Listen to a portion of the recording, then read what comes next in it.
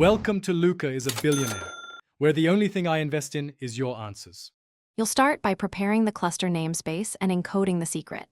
First, create or choose a namespace. Namespaces scope access. Then create a secret resource from a literal or file with kubectl.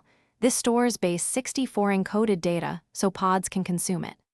Once done, verify the secret exists in that namespace and inspect its keys using kubectl describe. Make sure RBAC permits your account to read secrets before continuing. Next, modify your pod or deployment to consume the secret. You can inject values as environment variables with env from or individual env entries, or mount the secret as a volume to present files.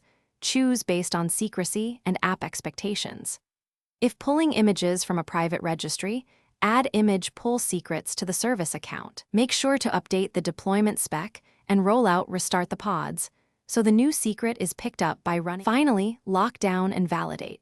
Ensure encryption at rest is enabled using your cloud KMS or Kubernetes provider encryption to protect ECT. Validate consumption by describing the pod and secret and inspect pod environment or mounted files.